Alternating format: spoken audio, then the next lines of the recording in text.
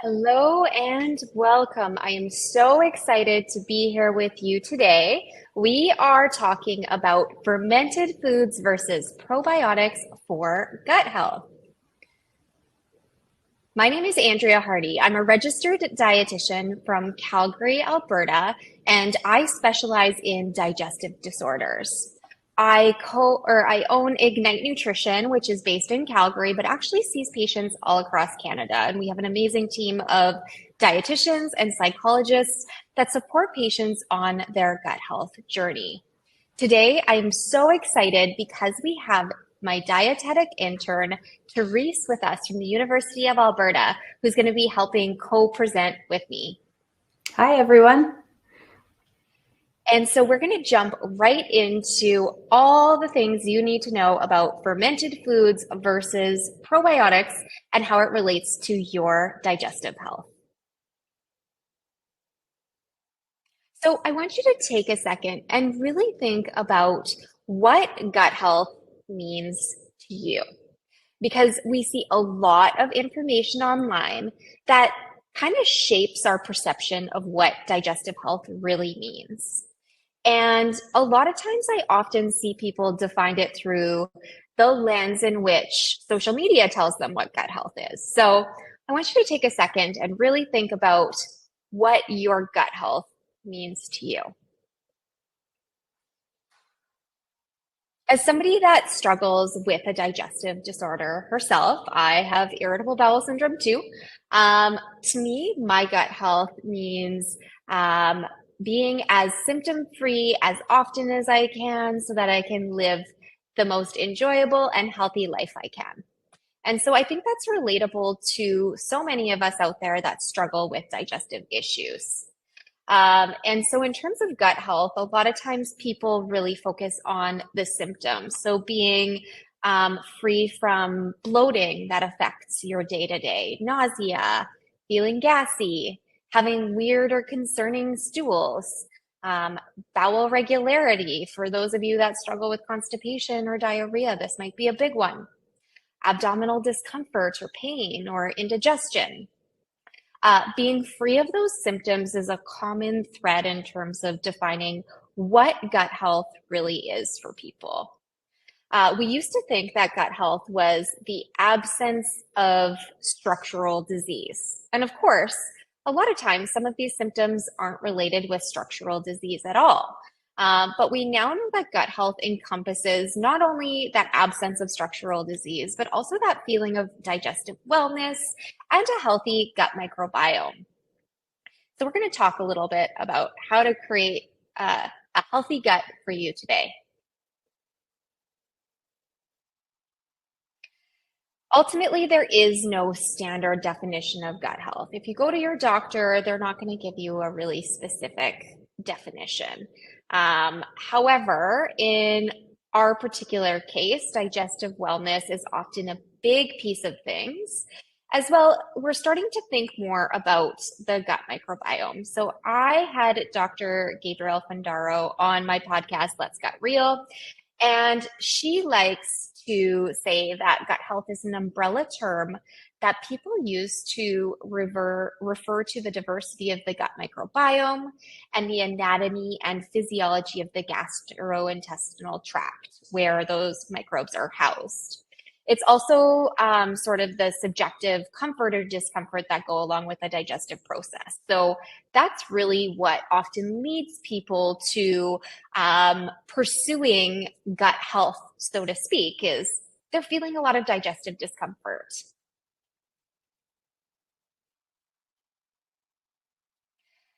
So let's jump into what the gut microbiome is because it ties really well to our topic today of probiotics and fermented foods.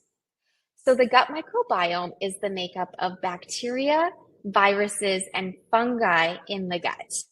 Typically, when we think of those things, we often think of them more from a cold's perspective, or that maybe bacteria aren't so good for us. But in this case, we actually are home to trillions of bacteria in our guts, which actually shape our health and wellness. So those microbes actually work synergistically to help promote our health when we really acquire those microbes the first few years of life. Our gut microbiota plays really important roles in training our immune system, helping to break down nutrients we can't, producing beneficial compounds that help manage our overall health. It influences our metabolism, our nervous system, our digestion and production of vitamins, and also plays a role in producing important or influencing important neurotransmitters. Um, Ultimately, in terms of our gut microbiota, it really plays a role in so many aspects of our health, which is why we're often thinking a lot more about what we can do to really take care of that gut microbiome. So we're going to touch a little bit on that today because, of course, when we think about gut bacteria, we often think about, the bacteria that also get ingested by us, whether it's through fermented foods or through probiotics.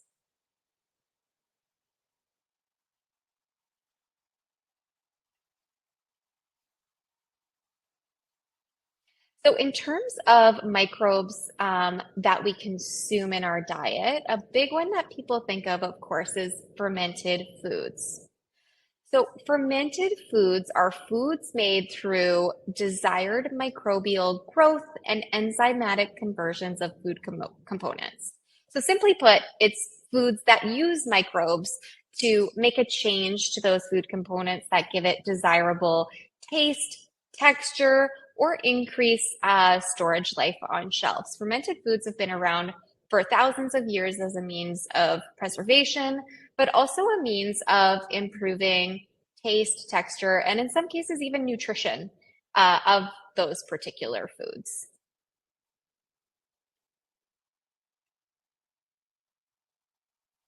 In terms of foods that we find on the shelf that are fermented, there's quite a lot of things that we can look to consume. So fermented dairy is pretty common in North America, things like yogurt or kefir, certain vegetarian-based proteins like tempeh, sourdough bread. So here we have what looks like a sourdough starter. Those take microbes to make bread taste delicious and give it desirable texture. Things like kimchi or sauerkraut, so fermented vegetables. And then, of course, there's other things like wine, beer, fermented meats. So really across different food cultures and across the world, fermented foods are common and can be found in a variety of different ways and a variety of different foods within diets.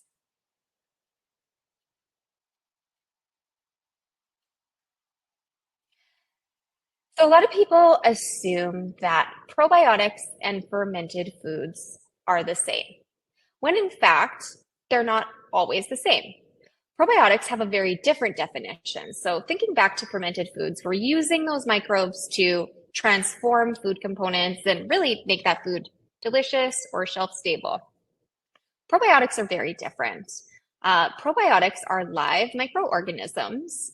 When taken in the right amounts, confer a benefit to our health. So ultimately, probiotics are really specific in that the microorganisms need to be alive, which isn't always the case in fermented foods. They need to be consumed in adequate amounts, which again is not always controllable in fermented foods. And they need to have a specific health benefit, meaning that the particular type of probiotic offers a very specific health benefit. So in terms of fermented foods, a lot of times we aren't sure the exact strain of microbe, we aren't sure of the dose of microbe, and we don't have research to have, specific health benefits associated with those foods. Probiotics really narrow it down to a very specific focus on looking at a specific type of bacteria, a specific dose, and a specific benefit. So at the end of the day, what I want you to know about probiotics is they are really targeted, really specific. When you go to the drugstore, you will often pick a drug based on its specific benefit. So if you have a headache, you might go and say, oh, I need acetaminophen. Same thing with probiotics. We want to pick the right probiotic for the right person for the right reason. Typically, they're found in supplement form, so capsules, powders, chewables, drops, but they're also found in some foods. And some of those foods may also be fermented. So they might be a fermented food, and then they might actually meet the definition for probiotic as well, providing very specific health benefits. Teresa is going to talk a little bit more about that.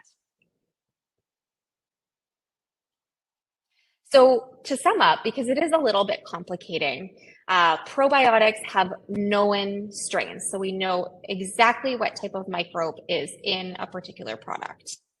That particular strain has been shown to have a health benefit, and we know the dose that's needed to provide that particular health benefit.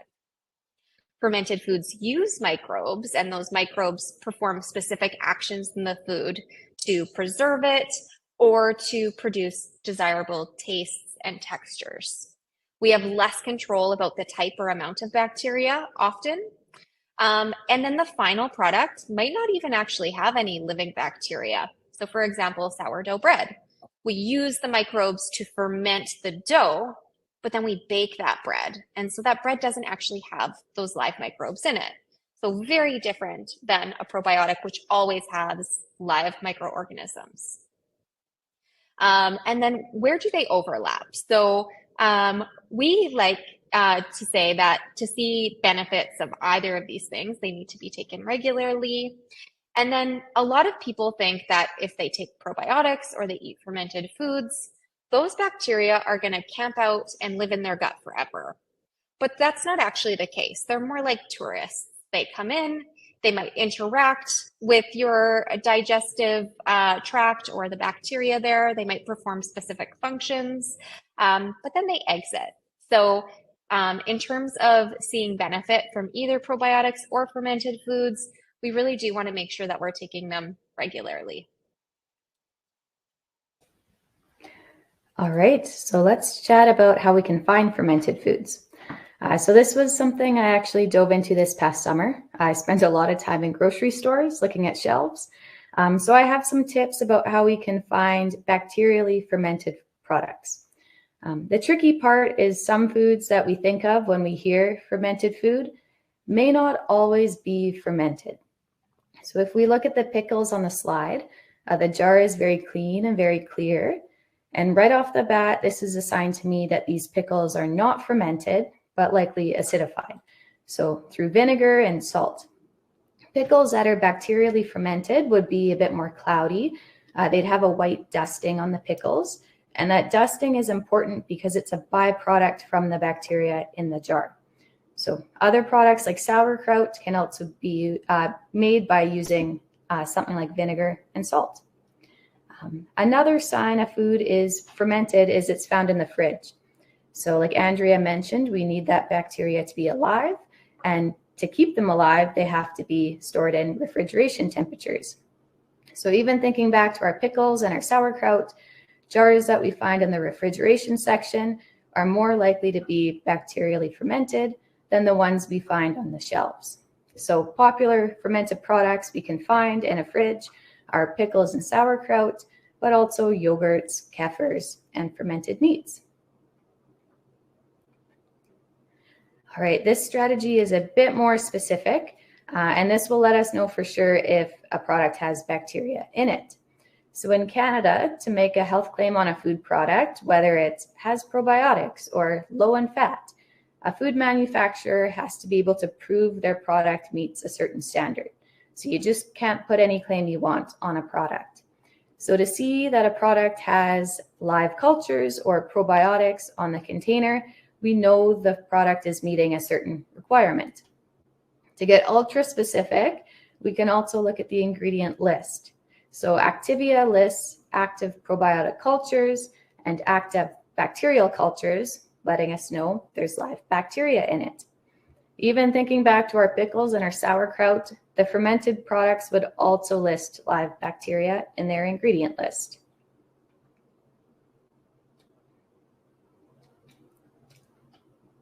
All right, so let's think about how we can eat to support our microbiota. So one thing we like to say is to eat one living food each day, meaning food with a live culture. So like we just talked about, that could be yogurt for breakfast. You could put kefir in your smoothie. You could have sliced pepperoni as a snack. So don't feel like you're going to get sick of just one product because there are many different fermented foods out there. The bacteria in our gut and the bacteria that are passing through our gut love to eat carbohydrates and fiber. So a good way to feed them is by eating vegetables and plant-based proteins, and that will give our bacteria the food it needs. All right, probiotics are very popular right now, and a lot of people wonder if they should be taking one. And our answer might surprise you a little bit given the hype around probiotics, but the truth is not everyone needs a probiotic supplement. So our first focus with our food should be supporting the bacteria we already have. And like we just talked about, vegetables and plant-based proteins are a great place to start. One thing I've learned about that's really surprised me is probiotics are prescriptive. So when you're sick and you go to your doctor, they give you a specific medication that is proven to help your specific condition. And Andrea used another example, and you have a headache, you'll take acetaminophen.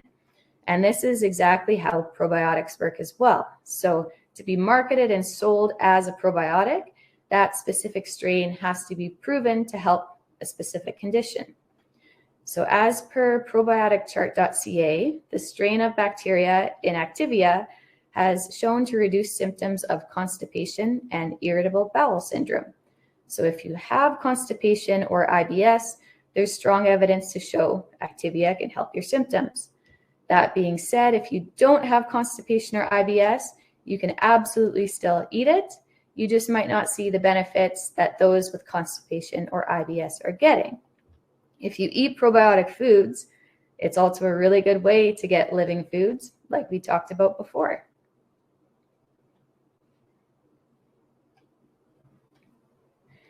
Another question we get is how to take them. There's a lot of buzz from influencers about when to take your probiotics and how to take your probiotics. And contrary to what they say, it's actually pretty simple. So you can take your probiotic with or without food. It doesn't matter if you have food in your stomach or you have an empty stomach. You can also take it morning, noon, or night. But the only thing about taking a probiotic is to take it consistently. So like Andrea's mentioned, probiotics move through our system. We say they're tourists and not residents. So in order to get the health benefits we're looking for, we need to have a pretty consistent stream of probiotics moving through our digestive system. So to make sure we take it regularly, we can align it with our daily habits just to make sure we're getting it.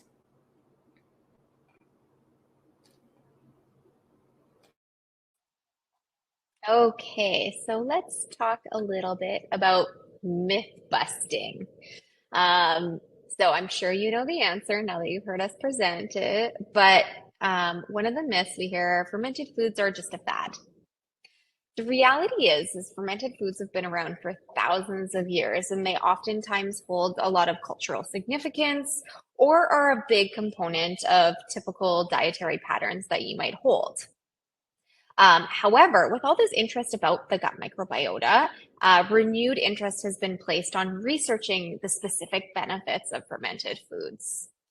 And so we don't actually have a ton of research to really show us just how beneficial fermented foods are. But we do have one really cool study that has found that those that consume more fermented foods have reduction of pro-inflammatory compounds circulating through their body. What was interesting is those people that added fermented foods in needed to consume 6 or more servings of those fermented foods a day. So it really is quite a lot there to see that benefit.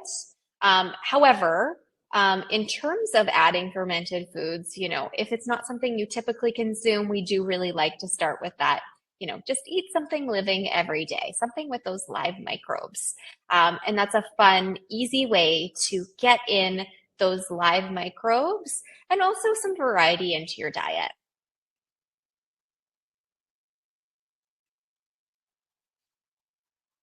Myth busting number 2. So if I eat fermented foods, the bacteria from the foods will stay in my gut.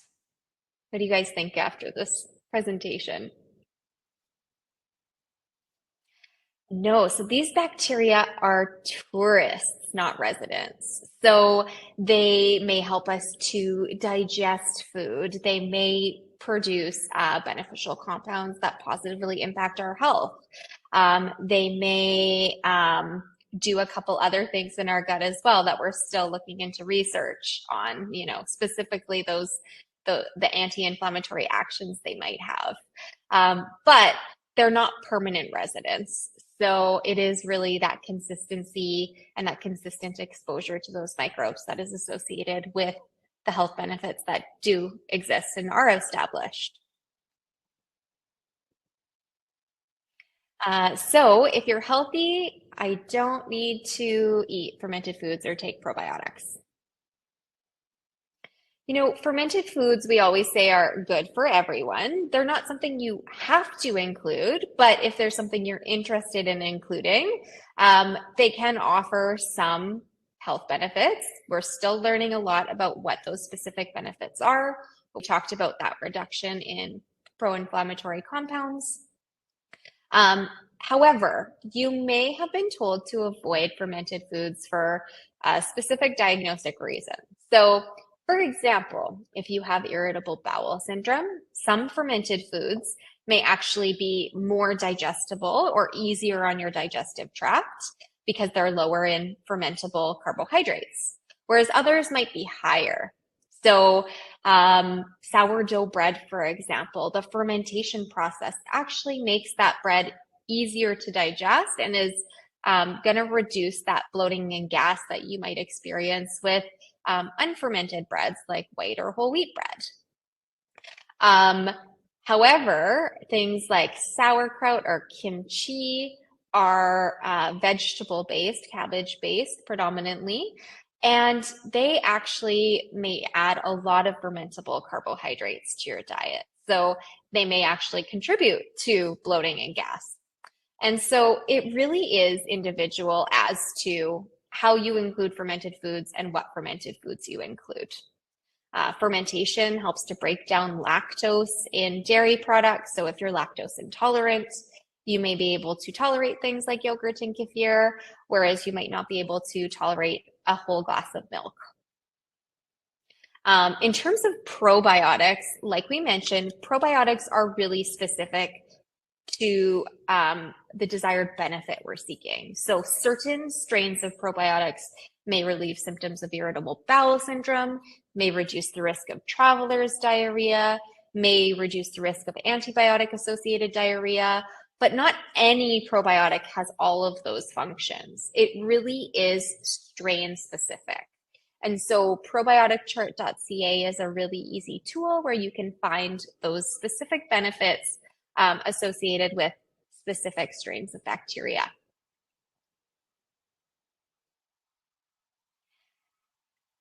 Myth busting.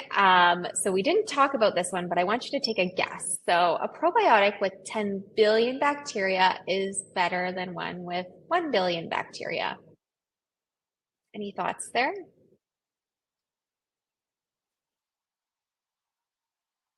So this is totally maybe. And so it actually depends on what research was done with that probiotic. So we said the dose matters when it comes to defining something as probiotic. If research was done looking at a probiotic strain with 1 billion bacteria and it saw benefit, that is adequate for that particular probiotic product. But if the research was done with 10 billion bacteria and a product only has 1 billion, then you're not meeting that dose of probiotic needed to see benefits. And so it really, really does matter. The dose does matter when we're talking about probiotics.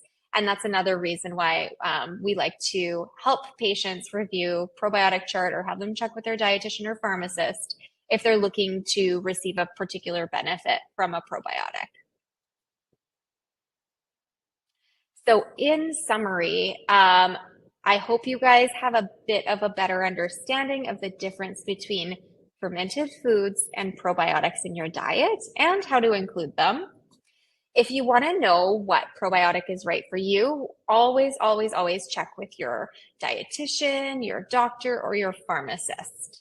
Probiotic chart is super helpful and we love to recommend it, but it often does require a little bit of help from a healthcare provider to determine whether you need a probiotic and which one might be a good fit.